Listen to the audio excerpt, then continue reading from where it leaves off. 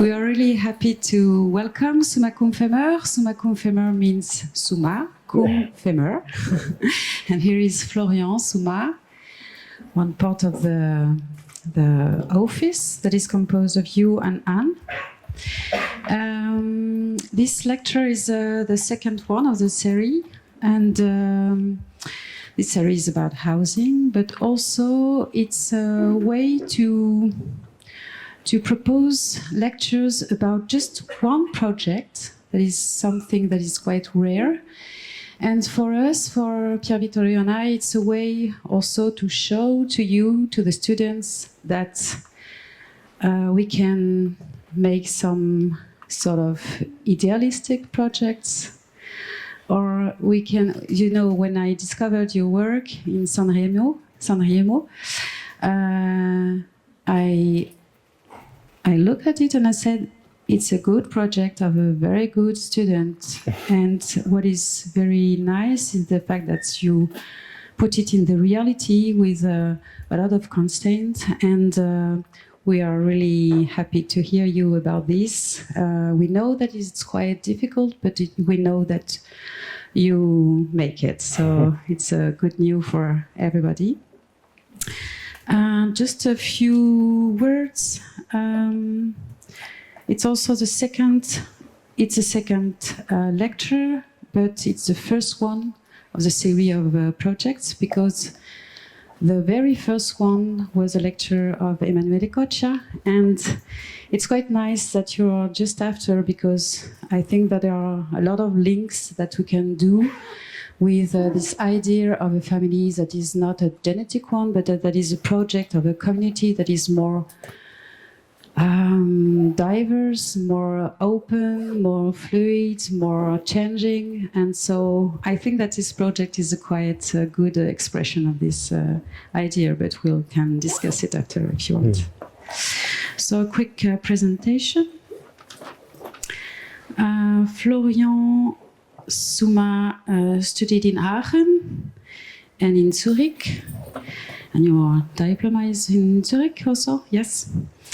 And after he worked in Lucian's Panama and Caruso St. John's, and he creates his office with Anne Femmer in 2015.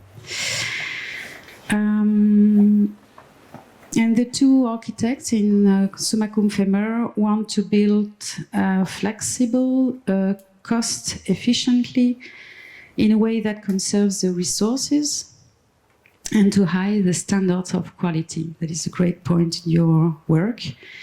They take unconventional approaches to achieve these goals and are successful in doing so. So, floor is yours. Thanks a lot. Thank you. Yeah, thanks for the very kind invitation.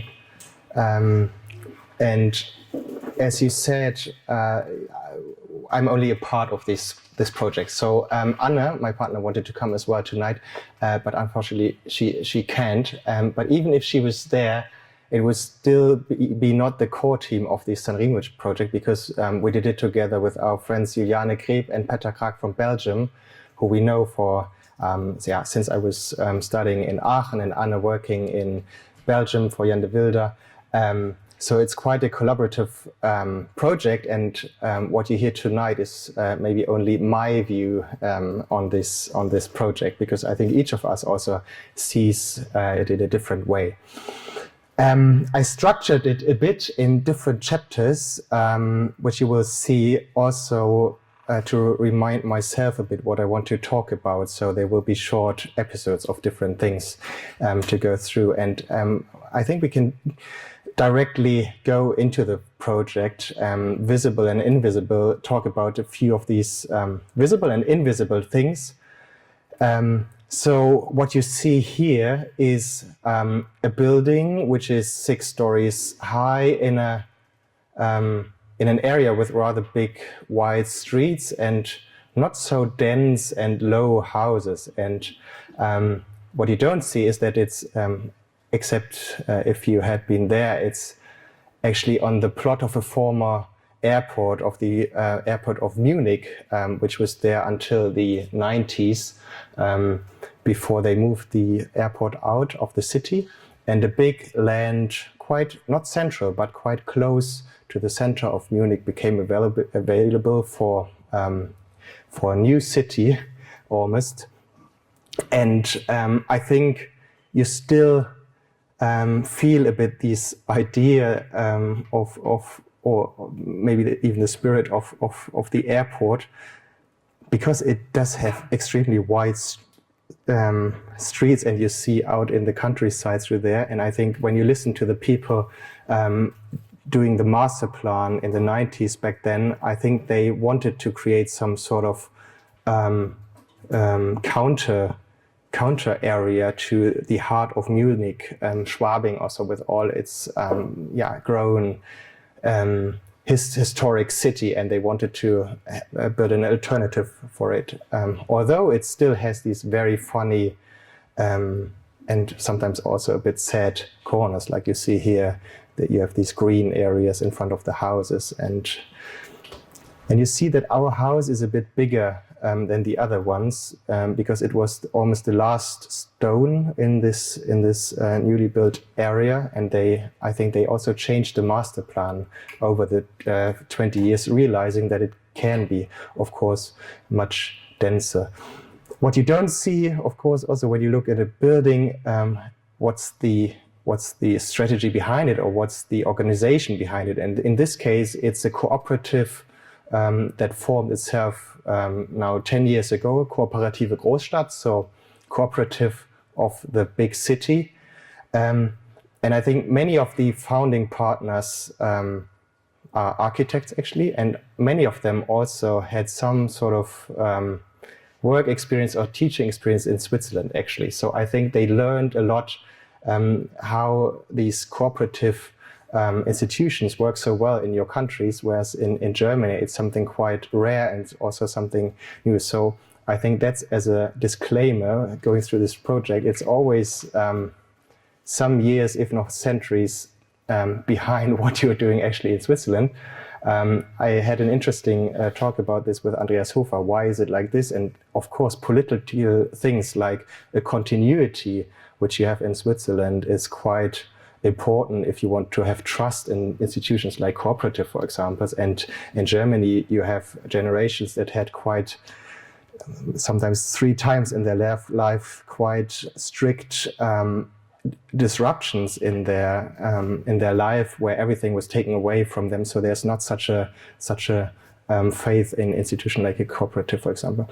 And all these architects could have built these houses themselves, but they said, no, we also want to change the system, how it works in Germany, and we want to make an open competition where everyone can participate regardless of their experience.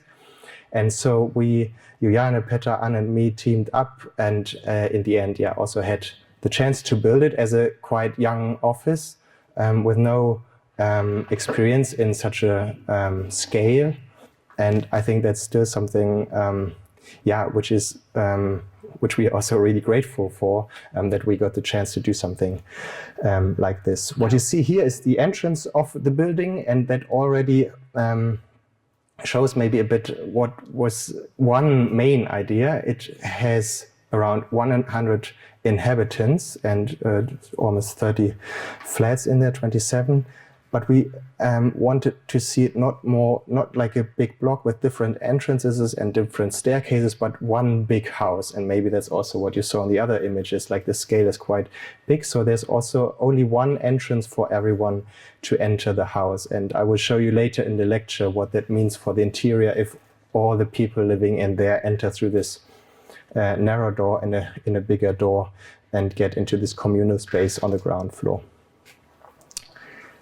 The next chapter could be abundance and control, because I think that quite well describes what the main idea of the structure of the building, of the core of the building was when we did the competition and also when we built it later. There's this quite rigid ground floor plan, which you see here is like almost like a promenade, like a prolongation of the street outside, which leads into the depth of the building. So people enter here and access this big long hall, which I'm also going to talk about later. And from here you go into your staircases and go into the upper floors. But this green painted area is quite important for us because it also shows some communal aspects of the house. But maybe more interesting for how the house actually works as an organism was this plan here. And I think being invited by you, Sophie, also, I think it's nothing new which we did. And I think also other people thought about the idea, how can we structure a building which is field-like and opens up a lot of possibilities and still has quite some defined areas inside. So what you see here in the middle, we have these, it's these 3A plan, 2 facade sides with quite neutral areas and rooms, which you will see later. And then the middle part where we put in the circulation, so the staircases and the lifts are in here, but also all the bathrooms and the kitchens, which we thought is also something that we could dare to define within a house, where the kitchen actually is, because you normally don't need to move your kitchen every day. So this is from the construction phase plan, how we built it. So it's a skeleton structure with columns on the outside, and it's filled with a wooden facade all around, and then these quite limited amount of walls inside, which are just necessary for the accessibility and that for the stiffening of the building. That's a plan how it was done on the 4th floor, and I have to admit it's quite hard to read the plan, which is to do with the scale of the plan, but it's of course also to do that it's quite hard to figure out where an apartment or where a flat starts and stops. And of course that's something which is a deliberate thing. So I will later lead you through some fragments of the house where you learn a bit more. But what you see, it's quite rigidly structured in these 3.5 meter wide axes, horizontal axes, where a wall could be, but not necessarily have to be. So you see here it's a bit slightly darker, so wall has been built here, and here there's just a beam indicating that there could be a wall. I'm going to show you later what this means. For us, it was quite important that there's a variety of things possible inside, and that was also the quest from the cooperative. They wanted, I think, 5 or 6 different types of living together, from very big communal shared living apartments to quite small and rather normal apartments. And we thought there must be one DNA structure where it would be possible to fill in all these program. And one type, which has been realized now on the 1st floor, is these super big apartment shared living things where where there was just mainly a need for individual rooms. So, and in this plan you can provide quite a lot of individual rooms which have access with a window, like to the outside, because you don't need vast living rooms sometimes. It's also in Munich, the pressure, of course, is quite high on the market. So if we have all the communal spaces in the houses, can an apartment plan not be quite condensed? And on the other hand, maybe within this controlled system of, rigid system of beams and walls, there's also a lot of freedom, I would say, what can happen in there. So this is another form of living. The cooperative actually, I think they thought that they somehow invented it, which is probably not true, but they already voted in the brief of the competition that they wanted to have some sort of nucleus, which nucleus living, they called it. So a nucleus would be this red line here with a kitchen, a bathroom, and a small living area. And a nucleus would mean that it has quite a lot of connection to other rooms around, which can be part of the nucleus. but can also become part of another nucleus. So for example, this room here could either belong to this apartment or this apartment. So actually in this plan, suddenly it's not visible anymore where an apartment starts and stops, which is in Germany quite problematic, or we had to put in a lot of energy with the fire engineer to make this work, because of course you can imagine it's the horror of any fire engineer if there's no red line where the apartment actually stops. Another categorization, fixed and loose, maybe to help explaining the concept. And these are images which we took shortly after it was finished and before the residents moved in. So what you see here is this grid of beams which are actually hanging on the ceiling, and they are almost like a ghost of the floor plan which could be. So on the floor it's actually just running through this screed, but the ceiling indicates these chambers of 14 square meter big rooms, which can also be connected together to form, of course, bigger rooms. And you could say it's some sort of structuralist exercise, and there's probably a danger in that it becomes somehow modular and repetitive. But because there's this overlap always with these kitchens in the middle also, you have some certain shifting in the plan that I think it doesn't get repetitive. So this is standing in one of these 14 square meters, almost neutral rooms. And I think we can talk later what it means. Our idea was we don't want to define what's actually happening in such a room. It could be a living room, it could be a children's room, it could be the master bedroom or an office room. And we thought 14 square meters might be the size which is not too big, but also not too small to give space for different activities.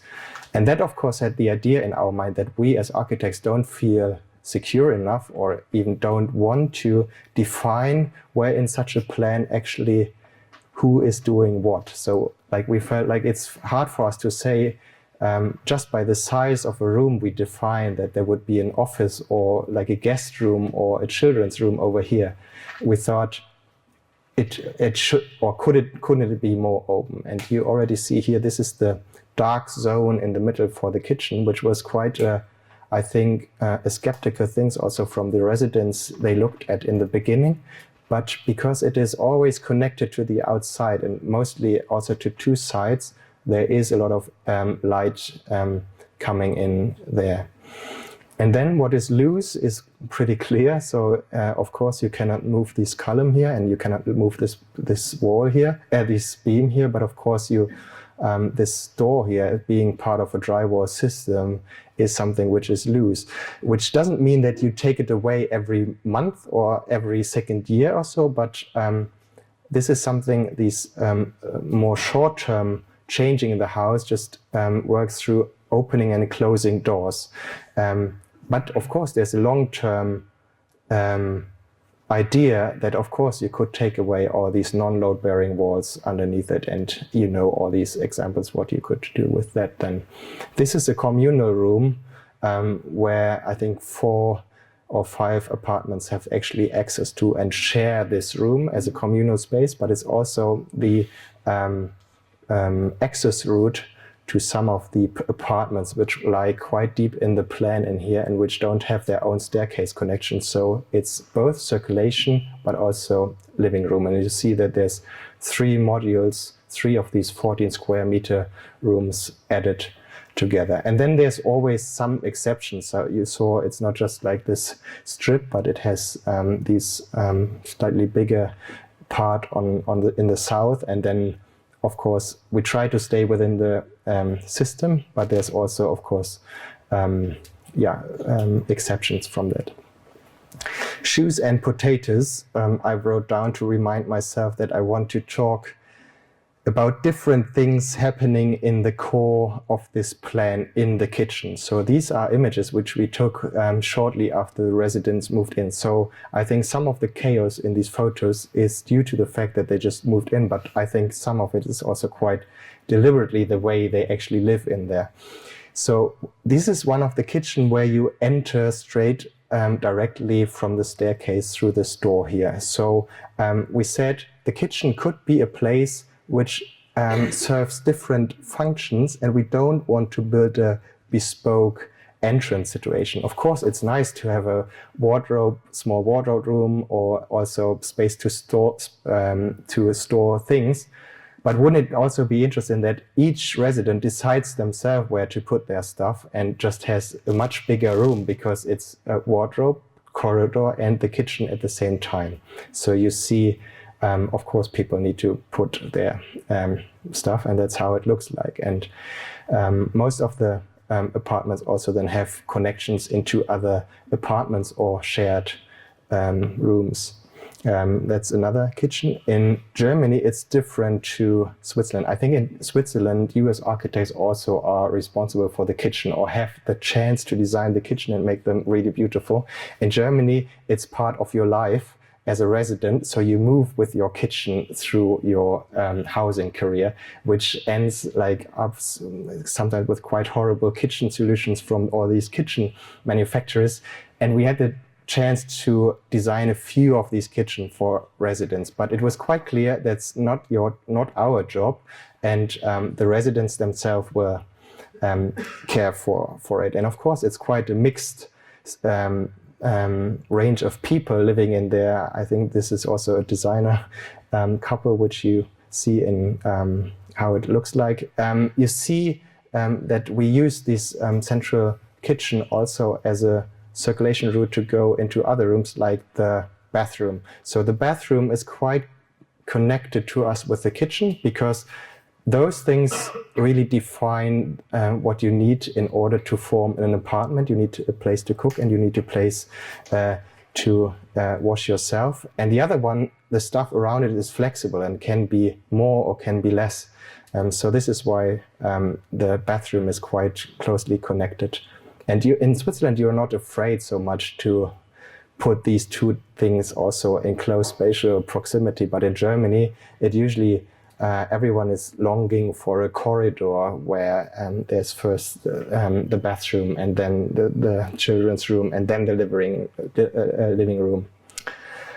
And of course, when apartments get bigger, also the kitchen in the middle gets wider because suddenly you connect 3 different rooms, so almost 50 square meters of rooms. So yeah, you need also bigger kitchens. The next chapter I call it Here and There, because it's to do with how the floor layout actually came into being. And at one point, the cooperative, I think, was quite clear at the beginning that they said there's a participatory process that many people can be involved in. How the building comes into life. But because they were architects, they also said quite clear, well, it's also the architect's job to do a lot of things. So there was not really the idea that we would involve all the residents during the actual design phase or even construction phase. But because at one point we realized, the structure is so flexible, we should actually include all the residents because you cannot destroy anything in there in a pessimistic way. You can even make it just much better if you actually would hear to what the people would say. So what we did, it was in these, it was prior to Corona. I think in the end we had Corona, so we had to work a bit digitally there. What we did is we sent out empty plans of their apartments to all the different residents with a cutout plan where there would be furniture, but also walls and doors in different categories. So like a single door or a double door, and also like shelves, which can be a wall. So the residents themselves decided how many rooms they would actually want to close off with a door, and how transparent they wanted to have the connection between the things. So what we did was, of course, we gave advice to them that we said, for example, this door, it's better if you move this door and this door quite close together. So if both of the door leaves are open, you can actually have quite a nice view into the depth rather than moving this door to this side. And they were quite open for this, but also still they came up with quite a variety of what they thought they would live in. So for example, here you have your master bedroom here, and 2 children's room here, and a continuation of a kitchen into a living area. These 3 bedrooms could have, or these 2 bedrooms up here could also have been down here. It doesn't matter because it's the same size. So we helped the residents a bit with this. And of course it was different when the apartments were smaller. Also, some people didn't really follow our rules that we had to say all walls need to be underneath the beams. That's the only rule you need to do. So we got back this plan here, and you will later see we realized this, and it's, I would say, not the worst moment in the building, but we could do it only once. And also here you could see she cheated. She moved the wall over here to make a bigger living room and make the room of her daughter I think like something like 7.5 square meters also, which I think was in this respect was also fine for us. We also built this, and then we had some bespoke problems, I would say, because we had these shared living spaces. For example, like here where 2 or 3 or 4, or I think even 5 different apartments would share with. And here's the problem that there's a family with a cat over here and a family with a cat allergy down here. So part of our design had to be, how can we live together transparently with this problem of the cat and the allergy? Pretty squeezed and almost too big. That should be again about the question of the size of a room. We said this 40 square meters room should be able to host a living room. And this is how it looks like in one of these living rooms. I would say it's pretty squeezed, but it works, and they have all the other rooms as individual lockable rooms for their children, for their office and so on. So they were fine with this, and I think they still like it. This is, I think, an okay dining area because it does have quite quick connection to the kitchen, but also serves as a circulation route here into another 14 square meter room on the right hand side. For children's rooms, of course, it's quite, I would say, on the upper range of what we are used to, but I think it's also nice if a children's room is like 40 square meters. Yeah, I don't know what is standard. Are you also in this 14 square meter range for a normal room in Switzerland? I can't really remember. Or up more? Is like more 15 or? Yeah. Anyways, like most of the flats, or quite a few of them, or like quite a lot of them, are actually subsidized. So they get through different models, they get support for that. And we always had to follow these regulations. And I would say that was one of the most horrible parts, because either we were too good with our plan layout, that we had too many rooms, actually lockable rooms, for too little persons living in there. So sometimes we couldn't build a wall and make an extra room there because we were too efficient in order for the people to receive the money for funding. I'm going to show you what we did then. Well, there's another living room facing this winter garden facade, which I will also show you. And we thought it should also be possible to build in a small office. So one of the founders of the cooperative have their architectural practice in there, and I think they are also fine with a quite small office room. And this is also connected to a shared living room. So there's a shared living room and their apartment in the back. And then there's problems, of course, coming. Like if you want to fit in the whole cupboard thing and plus the double bed, it doesn't work in the standard way that this bed, of course, would have to be turn somehow 90 degrees and you would still have enough space. It's a problem with the doors. Like we realized when you have these looking through the building, you lose, of course, area where you can put all these cupboards. So you had to do this stepping up to the window here in order that it's not so brutal.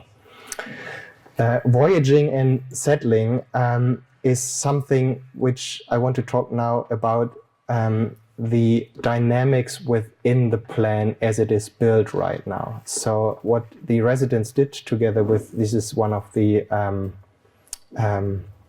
founders of the Cooperative, they gathered in the beginning, and they it was clear what kind of people want to come together, or like some of them changed, but there was a core group, it was clear for them, and they had a negotiation process who wants to live with who on which floor. And with this tape, they just taped in the boundaries of the plans. And once that was clear, that there was a cluster, let's say, of 2 families or so living together, like they went into how flexible could our relationship to each other.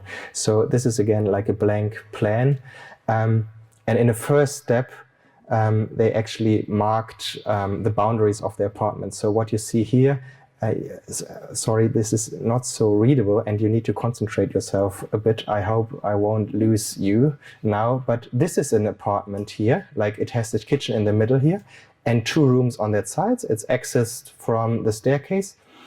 And there's this communal room here, 3 bays wide, where this apartment here, the kitchen, has access to. And that's the circulation route in order to get into this big apartment over here. So they have to walk through these rooms. We saved 1 staircase through this and could see this as a benefit space. There's this black wall here. So this is a rather big apartment. What they did is when they moved in was, this woman here, she just had the kitchen and her bed, a sleeping room and a small living room. That's it. And you see over here, there's a door built in there that this room could also be part of her flat, but right now is part of this bigger flat because this is a master bedroom for her, like the parents' sleeping room. And they have 2 children and they thought each of them should get their own room. And they have a bigger kitchen and a bigger living room. What they realized, and it's what happened there, is, that she ran into a boyfriend and the boyfriend wanted to move in and they needed more space and they wanted to have to make the apartment bigger. So they said this could be now our living room, our extended living room. And we close off this door where there was the connection to this room. And this family here said, well, it's actually quite too big, this flat for him. We cannot really afford it, actually. So they squeezed in the 2 children next to the bed. And I think, I'm not sure if it really happened like this, but that was the idea when I talked to them last time, that this idea didn't really work with these 2 children, with the parents in here. They should rather have their own things, but not their own, but the 2 children together. So they would smaller their apartment, their living room in here and build in some sort of structure so that you would have a living room in here. And they also, a children's room here. And they also built in their architectural office, as I said, in here, in this room, which also used to be a children's room. And this is exits through this communal living room. So there's quite a lot of movement. Transition and tranquility is maybe about these communal rooms, which we have talked about. So you see here the kitchen of this rather small apartment, which feels quite big because she is participating on that big communal room. And you see here, this would be the door into the office, and that would be the door into the apartment. And there's another door where there's also direct access into the toilet of their apartment. In the beginning, I think it was not really clear for all the residents what could happen in these in these shared areas, and I'm really curious to go there again. But I don't know how you do it, for example. I always feel a bit embarrassed when I ask them, can I come again and see how it looks like in a house? But on the other hand, I would really like to learn from that, but yeah, it feels also a bit embarrassing, but yeah, I would be interested in. So this was quickly after they moved in. So there's different ideas of what they do. Some of them just use it as a storage space, and yeah, you have the kicker here, and it's more because it's also transition zone. But I know that also some people wanted to build in their fitness studio or even office in there, in that space. Vertical and horizontal is something which is probably important to think about how structurally such a building could be organized. What you see here is these radiators next to the windows, and that's actually what we worked is for a heating system in the whole house. There's only radiators. There's no underfloor heating system, because of course it doesn't work with a underfloor heating system if one room today belongs to one flat and the other one to another flat. And with these radiators, you can just calculate the energy directly on this thing. So each room has its own radiator, and they are all connected vertically to each other. So there's actually no pipes into the depth of the plan, but it's all happening within as part of this wooden facade on the outside. Because yeah, you don't need a circulation system horizontally throughout the plan. It's much more, in this case, efficient if there's the flow and the return just on top of each other. And that worked quite easy on that facade, on the west facade. It could also looks like this if separated, and here is not separated. And it's a bit more complicated on the other facade, which doesn't have this winter garden facade, but more like this horizontal band window. So suddenly, if you still want to see the technical infrastructure vertically, you need to penetrate that window zone, which is why you have these rather peculiar pipes in here, yeah, which are return and flow for the heating. And then in each room, you also just have this simple radiator hanging here. And what it also did, of course, when you look into the plan, is that it saved us a lot of floor built up, because there's no pipes or so in here. It's just like the soundproof insulation, and because we were interested in saving a lot of height also. Systems and corrections. I said in the beginning that some people didn't follow our rules, and we did it, and we could do it, and I think they were also right. They were completely right that it's less nice if that wall just continued to this sharp edge. Even if we were imagining, of course, you would put the door in here and there would be light coming into the kitchen, but I think they had something different in mind.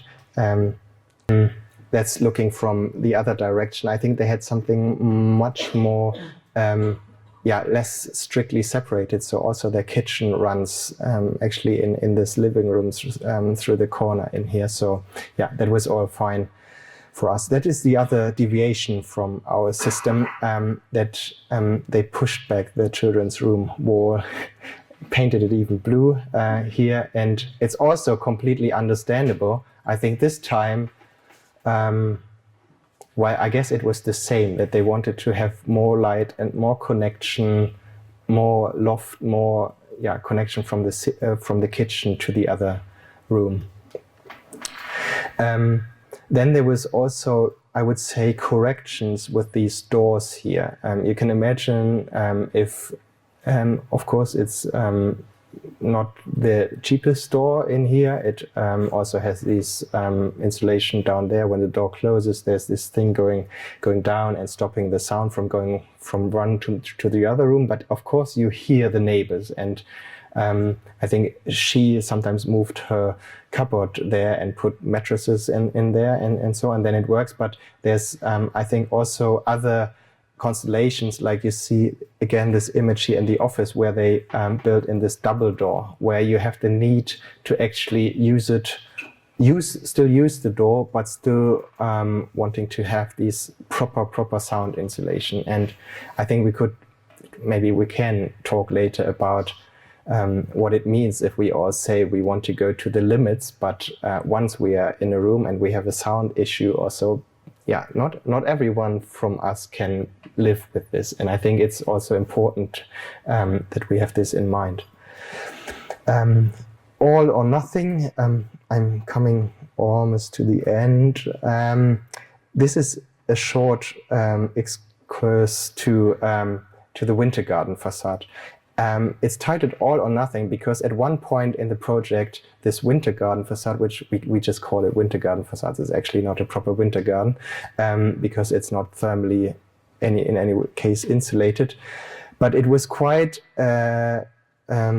important part for us to think the building that there's this almost monumental facade on the west side, and at one point of the project it was just at risk for various reasons. It was of course costs, and of course you can save money if you leave something like this away, but there was also quite difficult regulation things and so on. So what we thought is we somehow need to make a present to the cooperative and to the residents to convince them how great our idea was. So in our house in Leipzig, we built this mock-up of the Winter Garden facade, and not in steel because we couldn't do this, but from MDF.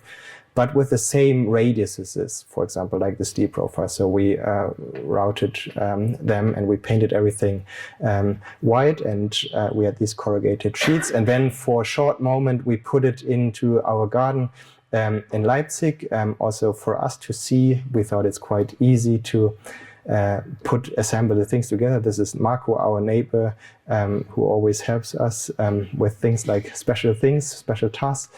And for a short moment there was this figure of a bit of San Riemo in our garden, and we thought, we should really do this, and we brought it to Munich on site and assembled it there again. So you see the Rohbau was almost finished. So and somehow I think it was this poisoned gift also, in a very positive sense, that you think like once there's something in the world, you think maybe there's a certain energy that people think, let's go for it. And I think it convinced people to do it. And it was also quite a good means to communicate later with the manufacturer who did it, because he was building just glass houses for shopping centers, and he didn't really understand, I think, in these drawings which we did what we wanted and to achieve, and it looked super complicated for him. And with this model it was another means to communicate.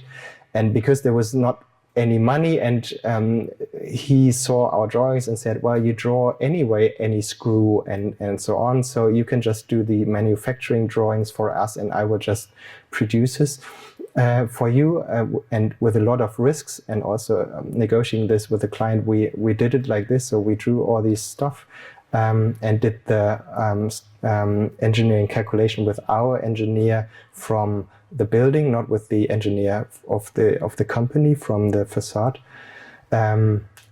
That's how it looked like in the end. So not very different actually from our wooden mock-up as we did it. And I titled this Luxury and Constriction, maybe to underline that, of course, it's quite a luxury that you have this big zone in between all these apartments. And we know that sometimes kids run there from one apartment to the other, 40 meters down here, because there's no separation between the apartments. But of course, it's also a bit of a restraint in here, because you cannot really put out a dining table to have your Sunday morning breakfast. But that was quite, I think, a deliberate decision, because they do, as you will see, have later, they do have a quite big roof terrace, and they have quite a big courtyard. And we thought this should be more the place that all the rooms facing west should have the opportunity that you step out to grow a few tomato plants or smoke a cigarette rather than having your Sunday morning breakfast. Clarity and vagueness. So I think in the end, I have to say this roof garden is maybe the most clear space in the whole house, because it's pretty clear what you do is like you do gardening and they eat there and they do stuff. And what's I think less clear and much more vague, hopefully in a positive sense, is what is happening on the ground floor, where many of these also care facilities, which could have been individually, and you know this in Switzerland, it's nothing new for you that you have the washing machines over there and they share tools and stuff and in these big shelves, and do very different activities in this big hall, where there's also a small residence cafe. And I think that's something which I should also really ask, or we should ask them about, how this space is developing and how they actually can use it. There's, in the beginning, they built in this workshop here, which is also part of this big entrance hall. So where they can also build stuff for their own apartments up there. And you see here this kitchen, which is then facing also the street, and it's just next to the entrance, so everyone actually also walks through this residence cafe. And well, it's I think a rather hard stop now, but I think I should finish here and open the discussion, and here, let's get into a discussion. Paul, the question of the electricity, where did you put the stuff? Because if you put it there, perhaps it will be inhabited as a standard way. I suppose that you were confronted in it.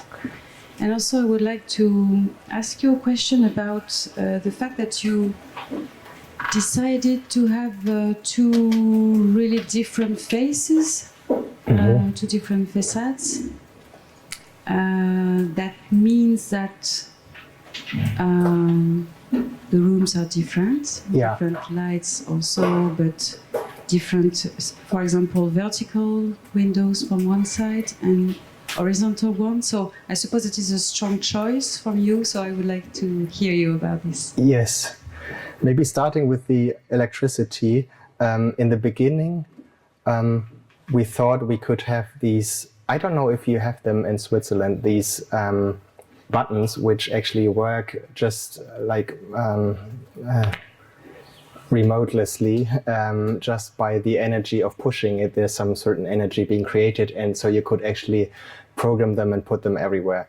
So that would have been the easiest thing, so in terms of the light switch also, but we didn't have the money for that. So in the end, I would say it's almost the most conventional part in the building. You see in these beams in here, there's these openings in here where there's already Leerrohre, so you can put in later cables to connect all of this. But of course, this is something an electrician would need to do in order to install it. We also had the idea of just working with extension cables in the whole house. So, and I think also our technical planner advised us to do so to work, actually to have some sort of horizon of just cables, and you would put it there. That's something the residents actually in the end didn't want to have. They didn't want to see it. And of course, they also wanted to have many sockets. So they wanted to have 10 sockets or so, which you could not maybe then do with these standard things. And regarding the different phases of the house, yes, that was something, I guess this linear thing, which works to both sides, but actually stops at one point, already suggests a certain main facade also on one end, which we made into these entrance things. And in the competition, we had these winter garden structure on both sides. So it was like completely the same to the east and the west. And it's also completely east-west oriented. In the end, we didn't have the money to realize that. So it was quite clear we can only do it to one. And then we said, well, let's not do it to the courtyard side, to the garden side, to the more private sides. Let's put it towards the street also to also make some sort of relation to the city over there, and it helped us also with other noise issues because they built in the big fair of Munich is now there, and they are allowed to make a lot of noise once or twice a year or so. So all the buildings within a radius of 1 kilometer have to take crazy measurements in order to protect the residents from the noise coming from there. So, and I think it was good in the end that it's only on one side, because it made it a bit less like a system, but suddenly it was clear, well, circulation zones is more on that side. So suddenly it is not a system anymore, but it's something which is more relating to west and east and so on. Yeah.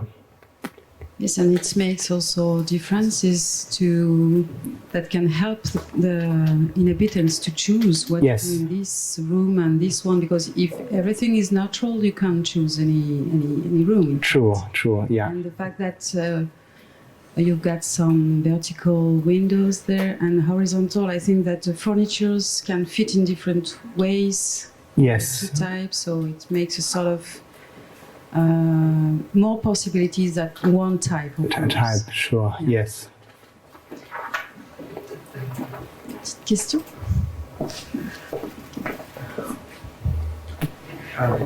Thank you very much for the presentation. I think your project is a good reminder of certain experiments of the past that we thought had been forgotten, like on collective housing, think about Soviet architecture, about communal dwellings, the Dom Comuna of Ginsburg, but at the same time, looking at the images of all these very small houses, it reminds me of these experiences where in former apartments, actually, people were actually called to be together, the so-called Kommunalkas, where all the stuff was somehow hanging, so you don't even understand what belongs to who to a certain extent. At the beginning, I was a bit upset because the spaces were so small that maybe you feel a bit not so comfortable. Yeah. I mean, as a child, perhaps all of us were hoping to live as adults in larger spaces, but now we have to accept that actually our destiny is to live in smaller and smaller apartments, so we cannot do anything. And in a way, you use this somehow condition to somehow, in a very intelligent way, I would like to say, because by even making it so explicit, the fact that the dwellings are so small, this becomes a kind of strategy, it seems to me, also to encourage the use of collective spaces. No? At a certain point, this gallery, you said that you cannot put tables on that, so it becomes just a place like useless, which is not a negative thing. I think that it's also interesting to have a space without a proper function. And at the same time, the quality of the project seems also to the fact that by minimizing actually dwelling, you are also, as an architect, able to achieve a more interesting architectural, let's say, complexity in collective spaces. Like, I didn't understand that if the laundry is on the rooftop or on the ground floor, but anyway, the quality of space that you are able to liberate is quite interesting. Yeah. And it seems that by reducing actually dwellings, you also is a way of, we always say in schools, to educate people to live together, but you do it through through space, which is, I think, very intelligent.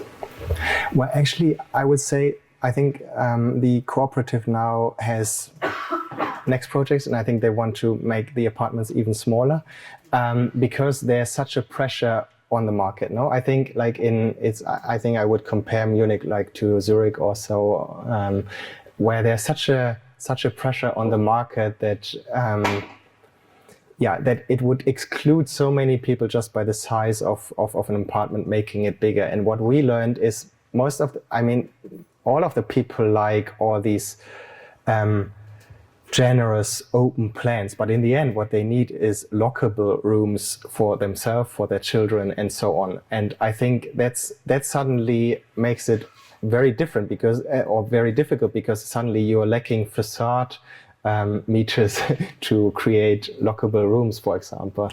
And I think it's also a strategy of the cooperative that they want to be as inclusive as possible, because it's different to Switzerland. It's not such a known thing. Not many people in Germany know about this cooperative model, and the cooperative themselves, they realized, well, we are still living quite in a bubble. No, they are subsidized these apartments, but still you need to pay a certain amount of money, and that's usually just some 10,000 euros, which you usually need to get from a bank, which excludes quite a lot of people from participating in such models. So now I think they are much more thinking about even how can we cross-finance it and make it even more inclusive. And I didn't think about it before, because I also have these Swiss experiences with Genossenschaft, and for me it's something I know about. But I think in Munich 99% of people don't know about these things, and how should they become part of such living models if you just don't know about it? So, yeah. I have a question about the spatial sequence to enter in the apartment. You show a plan where the first apartment is accessible from the stairs or from the communal space, and the other one you have to cross the communal space to enter in your apartment, I think. There is for me a big difference between those two flats in terms of liberty for the inhabitants, like the choice to meet your neighbors or not. Like, it's also a privilege to have the choice and to be forced to see your neighbors every day when you enter in your flat. It's also can be seen also as a kind of default, maybe, or. And so, is it a way for you maybe to have less distribution spaces? Because I think you have only 2 staircases in the building, which is like a big building with only 2 staircases and 2 elevators. So, yeah. That was exactly the discussions we had. We also had phases where we had 3 staircases. And then, of course, you have Zweispänner, and it works much more easier. And then I think it was the cooperative themselves that they said, well, also on the ground floor and and even on the sub level, we lose so much area by putting a 3rd staircase in there. And also these maintenance costs of the lift and so on. Let's try this experiment if we could actually share this space differently. So. Like when you see now here to this room, there's actually this partner is connected, this is connected, and this. So each of it pays for just one of these 14 square meters, and then they only pay half for this, so only for 7 square meters, because it's also circulation route. So like for this apartment, paying 1/6 of that big room, they get quite a lot. I think that was what the outcome of the discussion was. Like, if you have your big family thing, you get quite a lot for an extra 150 euros or so per month. But it's completely true, and that was also interesting for us, that it looks quite systematic, the plan, but actually just by the fact that in this flat you can enter through here and here, it's a completely different mode of living. And so I think also not all residents would have liked to move in such a flat. So I would also say these are more the specialists, more the nerds that are also open for quite experimental living. Yeah.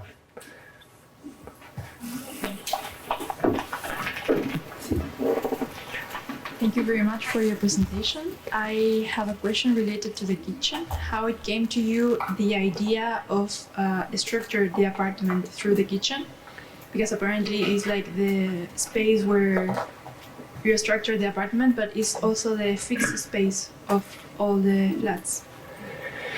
Well, in the end, it was just the thing that if we move a kitchen here, somehow it defines the space, and it gets into this zone which we would like to be as flexible as possible, because suddenly it throughout this movement in here, it would be almost like blocked through a kitchen. So let's try to put everything which is I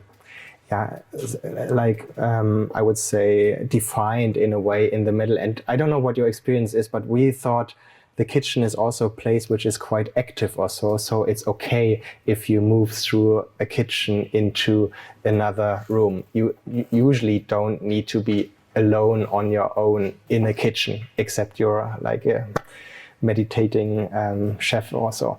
But let's say that's not the case, and then this is something which can be overlapped quite good with the circulation area.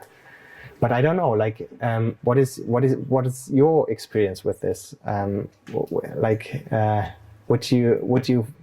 You could also say it's nice, of course, to cook along the facade, to open the window when the pasta is burning, and so on. So that's something you don't have here.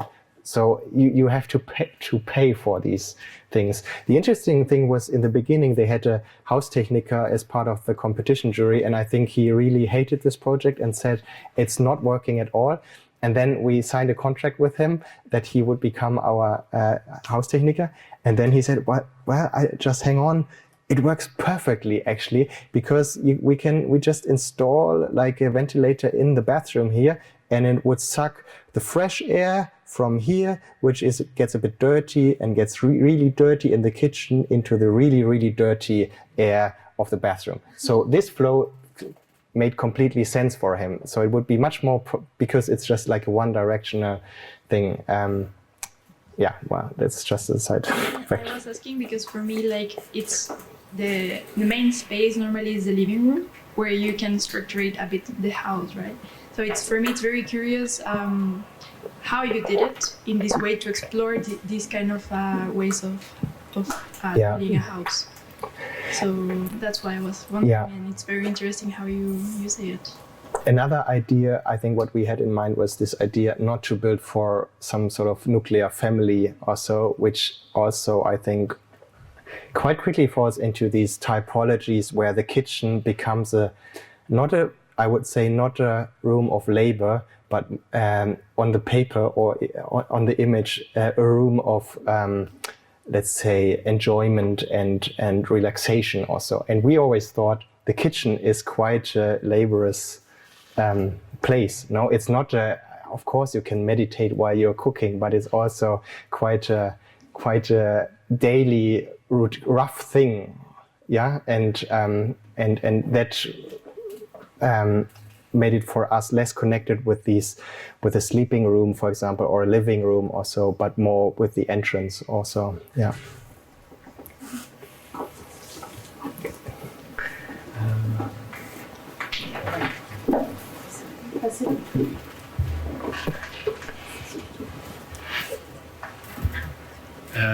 I first wanted to say I live very close to the building, and the resonance from the residents to the building first was with many people I talked, they didn't really like it, but I think it grew on many people, also because it's like a nice splash of color in the rather gray and white Messestadt. And the question I wanted to ask was how the communication with the residents was organized,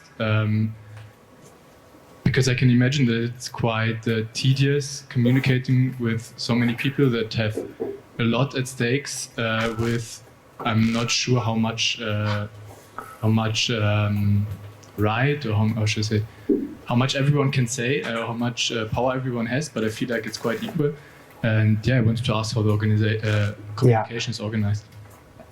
I think we as architects in this structure were quite lucky, because we had the cooperative that I think did a lot of communication with the residents in the end. And this is, I think, a job of its own. And I think in Germany you have this concept of Baugruppen. I don't know if you have it in Switzerland as well. It's like people coming together and building let's say a city house together, but deciding all of them, not like in a cooperative model also, but more privatized, but together. And I think working as an architect for this, you really have to deal with all these different ambitions and tiles of the bathroom and so on. So it was clear for the cooperative, it's actually a cooperative building. And of course, residents will be included and will be part of the process, but there will be, we had this discussion in the beginning.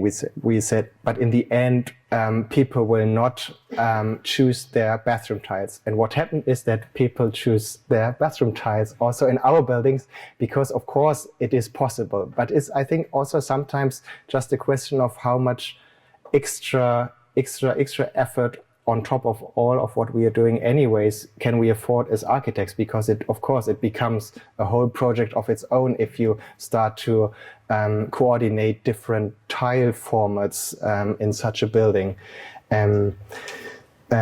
So, but I think there were also many other side projects, and I think these Bewohners, these residents, they have so many channels for everything, for sharing their kitchen stuff, for sharing tools, and so on. So I think that was quite an organism. We heard that when they moved in, they also had different groups recognizing the sound of your heating also, because the heating in the beginning made funny music also, and then they had a chat group just about that. So I think it's an organism about itself. And then what you said, I think the integration of that project in the city is also something very interesting to talk about, because I think for quite a while the city of Munich moved quite a lot of their social housing into that area because they didn't want to have it in the center of Munich. So it was quite a massive move outside, and that also I think led to certain problems in there. And I think the city can be really happy that they have the cooperative now there, with a lot of people also taking care for the neighborhood. For example, they have on the ground floor, they have a wie sagt man, Hausaufgabenhilfe Jugendclub. So on the left-hand side of the ground floor plan, this big thing, it's a Stiftung Lichtblick, and they do training and housework together with young people from the area. And I think, and then the cooperative themselves, I think it was so hard sometimes for them to negotiate with the city and get planning permission. And we had so many fights also on an administration level, but the city gets so much from them, which I think one should also really appreciate how important that is, that they suddenly do social work for the whole city over there. Yeah. Thank you.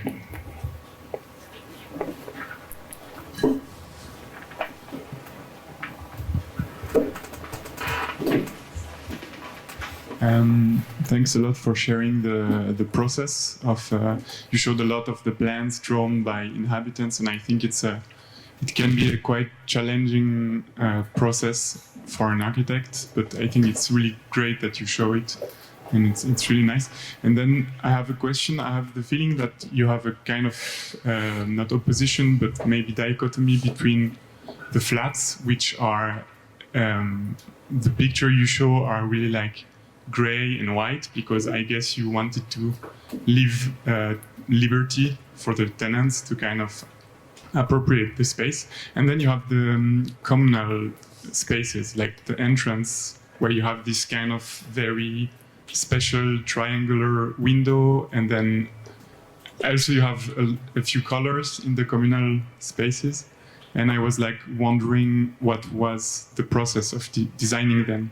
Was it because you did this competition, you had kind of a legitimacy to draw it as an architect, or was it like a collective process as well? Well, there's also partly, I think, I didn't show this, but for example, the staircases, they are also painted quite colorful, and that was a process together with the residents. So in their chat group, they just decided for two colors, which one was, I think, sky blue and something with purple, I can't design. So that was just like, please do it like this. And it was completely fine for us to do it like this.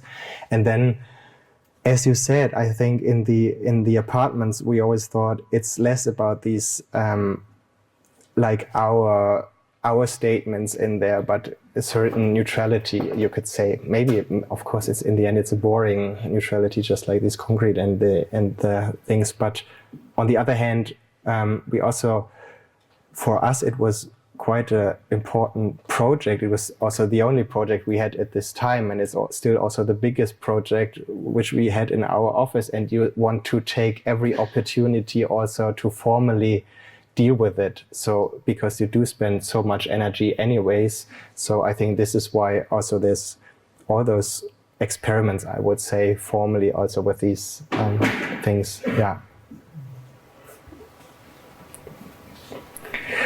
Cool. Now I think we all need oxygen and a beer, maybe. Cool. Perhaps just one last question, just about the fact that you just have 4 doors per level. So it means that in a standard analyze, I would say there are 4 households, but I understand that things are more fluid between the households, and we don't know where it stops, where it begins. So my question is, I would like to have your experience, because normally we have a program and we give an answer to the program, but here architecture, your project propose possibilities that are not questioned by the inhabitants. Yeah. You propose things that are perhaps surprising or perhaps difficult for them, but I suppose also that you discovered some new associations between little households, because we can't imagine that there are just big ones. So Yeah. I suppose that perhaps architecture can put on the table a proposition that can emancipate things that are not said or wanted by people, but that when they are done are super wonderful. Yeah. Well, I think the house has to, or it's interesting to see, I think, what's happening in the house, because when it was finished, it was just the beginning of Corona, and there couldn't be a worse thing for such a house if like Corona, because like you dissolve all the boundaries, and now you're forced actually to withdraw into your own home. So I think that already gave a glimpse of why it's a small line also. But I think after that, the people also enjoyed finding out the opportunities, and especially in these not so defined areas with these shared living spaces where there's an architectural office, a single person and a family living there. It's quite interesting because you actually don't know where the children belong to, and you also don't know where all the architectural drawings come from into that rooms. And I think, but I would always say, and I think also it's quite important to say that it cannot be a recipe in any way, because it's so also detached to the ideas of this cooperative and to the the building site in Munich, which is with its width and so on. So if you move away 200 meters with a different client, I think you need to come up with completely different ideas that just work there. And I think that is also something which we enjoy in our job, that we can together also explore all these new ideas.